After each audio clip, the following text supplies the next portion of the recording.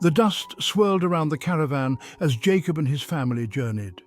The sun beat down mercilessly, casting long shadows on the parched earth. Each step forward was a testament to their resilience and determination. The journey was not just a physical one, but a spiritual and emotional odyssey as well. Years of hardship and wandering lay behind them. They had faced countless challenges, from the scorching heat of the desert to the scarcity of food and water. Each member of the family bore the marks of their trials, their faces etched with lines of fatigue and perseverance. Yet through it all, they had remained united, driven by a shared hope and a common goal. Now they sought a permanent home in Canaan, the land promised to their forefathers. This land, rich with history and divine promise, was more than just a destination. It was a symbol of their faith and the fulfillment of a covenant made long ago. The lush valleys and rolling hills of Canaan stood in stark contrast to the barren deserts they had traversed, offering a glimpse of the prosperity and peace they longed for. Jacob, a man scarred by both betrayal and blessing, carried the weight of a tumultuous past. His life had been a series of highs and lows, from the joy of his marriages and the birth of his children to the pain of deceit and loss. Each wrinkle on his face told a story, each scar a reminder of battles fought and lessons learned. He was a patriarch, a leader, but also a man deeply human, grappling with his own fears and regrets. His 12 sons, a diverse and often fractious group, reflected the complexities of their father's lineage. Each son had his own personality, his own dreams and ambitions. From the eldest, Reuben, to the youngest, Benjamin, they were a microcosm of the broader human experience, embodying virtues and vices in equal measure. Their interactions were a delicate dance of loyalty and rivalry, love and jealousy. There was rivalry, ambition, and a simmering tension that threatened to erupt at any moment. The brothers' relationships were fraught with unresolved conflicts and unspoken grievances. Old wounds festered beneath the surface, and the slightest provocation could ignite a firestorm of emotions. Yet despite their differences, they were bound by blood and a shared destiny, their fates intertwined in ways they could not yet comprehend. But amidst the harsh realities of nomadic life, a flicker of beauty remained. The desert, with its stark and unforgiving landscape, held moments of unexpected grace. An oasis, a blooming flower, a breathtaking sunset. These were reminders of the resilience of life and the enduring power of hope. In these fleeting moments, the family found solace and strength, a brief respite from their struggles. Dinah, Jacob's only daughter, blossomed like a delicate flower in the desert. Her presence was a source of light and joy in the midst of their arduous journey. With her gentle spirit and inquisitive mind, she stood out among her brothers, embodying a sense of purity and innocence that was rare in their harsh world. Her laughter was a balm to their weary souls, her curiosity a spark of inspiration. Sheltered by her mother Leah and adored by her brothers, Dinah possessed a gentle spirit and a thirst for knowledge that set her apart. Leah, ever the protective mother, nurtured Dinah's intellect and spirit, encouraging her to explore the world around her. Dinah's brothers, despite their own conflicts, found common ground in their love for her, often going out of their way to ensure her happiness and safety.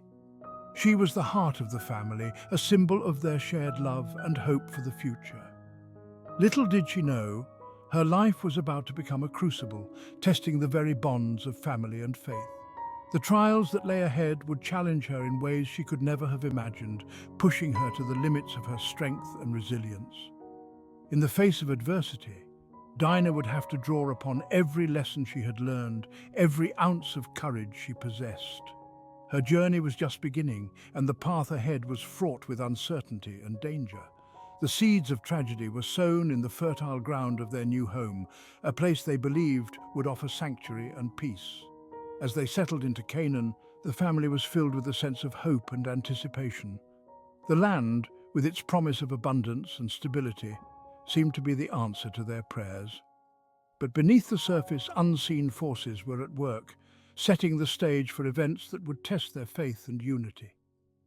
The journey to Canaan was not the end of their trials, but the beginning of a new chapter in their story, one that would shape their destiny in profound and unexpected ways. Dinah, With eyes the colour of sun-warmed honey, was a young woman of quiet strength and deep curiosity. Her eyes, a striking shade of amber, often seemed to reflect the warmth and light of the sun itself, giving her an almost ethereal presence. Her laugh, a melodious sound that echoed like wind chimes in a gentle breeze, brought joy to those around her. Dinah found solace in the simple things, the small moments of beauty that others might overlook. She cherished the sound of the stream as it babbled over rocks, the feel of the grass beneath her feet, and the sight of wildflowers swaying in the wind. She tended to the lambs with a tender touch, their soft wool a comfort against her skin. The lambs, with their innocent eyes and gentle bleats, seemed to sense her kindness and often followed her around the meadow. Dinah's connection to the animals was profound, and she found peace in their presence. She listened intently to the stories of her people, her heart stirred by tales of courage and faith. The elders spoke of ancient times, of battles fought and won, of love and loss, and of the enduring spirit of their ancestors. These stories were more than just entertainment, they were a link to her heritage, a way to understand her place in the world. Unlike her brothers, whose days were consumed by the demands of herding and protecting their flocks, Dinah yearned to understand the world beyond their encampment. She often found herself gazing at the horizon, wondering what lay beyond the familiar landscape of her home. The vastness of the world called to her, and she longed to explore its mysteries. The women of Shechem, the nearby Canaanite city, intrigued her. Their brightly dyed fabrics, their intricate jewelry, and their confident demeanor were a stark contrast to the simplicity of her own life. Dinah was fascinated by their stories, their customs, and the way they carried themselves with such grace and poise. Their exotic perfumes hinted at a life both alluring and unfamiliar. The scents, rich and intoxicating, seemed to promise adventures and experiences beyond her wildest dreams. Dinah's imagination ran wild with thoughts of what it would be like to walk through the bustling streets of Shechem, to be a part of that vibrant world.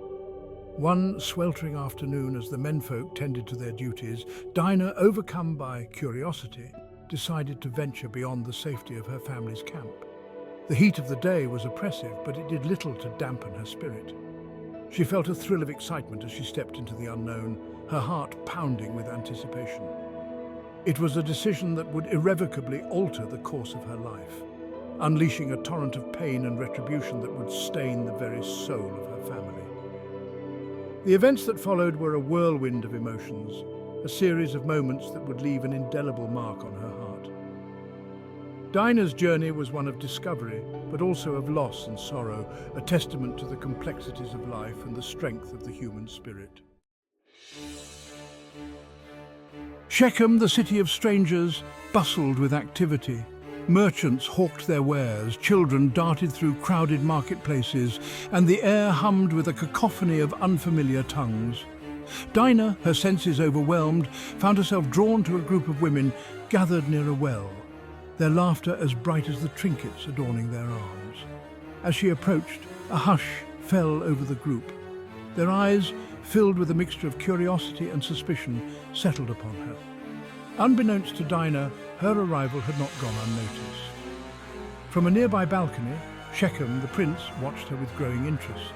He was captivated by her beauty, her innocence radiating like a beacon amidst the jaded sophistication of his city. A plan began to form in his mind, fueled by lust and a sense of entitlement that came with his position. He would have this girl, this captivating creature from the desert, no matter the cost. Days turned into weeks as Dinah, emboldened by her initial encounters, ventured into the city with increasing frequency. The bustling streets, filled with the aroma of exotic spices and the vibrant colours of the marketplace, became a familiar sight. Each visit brought new experiences, new faces, and a growing sense of belonging. She found companionship among the women, their initial reserve melting away as they shared stories and laughter. These women, with their tales of love, loss, and resilience, became her confidants. They taught her the ways of the city, the unspoken rules, and the hidden dangers that lurked in the shadows. But it was the prince, with his charming demeanor and promises of a world beyond her wildest dreams, who truly captivated her. His words painted pictures of a life filled with luxury and adventure, far removed from the simplicity of her own existence. He spoke of distant lands, grand feasts, and a future where she would be cherished and adored. He showered her with gifts, his words like honeyed poison, blinding her to his true intentions. Each gift, more extravagant than the last, seemed to bind her closer to him. She was entranced by the jewels, the silks, and the promises of a life she had only dreamed of. His flattery and attention made her feel special, desired, and she began to trust him implicitly. One fateful evening, lured by Shechem's promises of a grand feast in her honor, Dinah found herself alone with him in his palace. The grandeur of the palace, with its opulent decorations and lavish furnishings, took her breath away. She felt like a princess in a fairy tale, unaware of the dark turn her story was about to take. The air, thick with the scent of exotic flowers, suddenly felt oppressive. The once enchanting aroma now seemed to suffocate her, as if the very walls of the palace were closing in on her. The opulence that had once dazzled her now felt like a gilded cage. Shechem, his eyes burning with a lust that chilled her to the bone, approached her, his touch no longer gentle but forceful, possessive. The prince she had admired and trusted revealed a side of himself that was terrifying. His once charming smile twisted into a predatory grin, and his words, once sweet, now dripped with menace. Dinah's pleas fell on deaf ears. She begged for mercy, for understanding, but Shechem was deaf to her cries. Her voice, once filled with laughter and joy, now echoed with desperation and fear. The walls of the palace, which had once seemed so grand, now felt like a prison, trapping her in a nightmare from which she could not escape. Her innocence was stolen in a brutal act of violation that shattered her spirit and left her trembling in the aftermath, her clothes torn, her soul wounded beyond measure. The vibrant, curious young woman who had once roamed the city streets was now a shadow of her former self. The laughter and light in her eyes were replaced by a haunting emptiness. She sat on the cold floor, her body bruised and her spirit broken, trying to comprehend the horror of what had just happened. The gifts, the promises, the dreams of a better life, all had turned to ashes in the wake of Shechem's betrayal. Dinah's world, once filled with hope and possibility, was now a landscape of pain and sorrow. The city that had once felt like a place of adventure now seemed like a labyrinth of despair, with no way out. Her heart, once open and trusting, was now guarded and scarred, forever changed by the cruelty she had endured. Dinah's brothers, driven by fury and a sense of justice, devised a plan to avenge their sister. They tricked Shechem and his people into a vulnerable state, promising peace and reconciliation, but their intentions were far from peaceful. When the moment was right, they struck with relentless force, leaving no one spared. Their actions were swift and brutal, ensuring that Shechem paid dearly for his transgressions. The brothers' vengeance was complete, but the scars left on Dinah's heart would remain forever.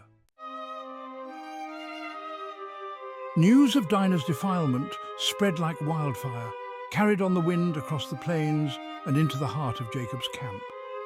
The brothers, their faces contorted with rage, listened in stunned silence as their father recounted the tale. Shame, a potent and dangerous emotion, coursed through them.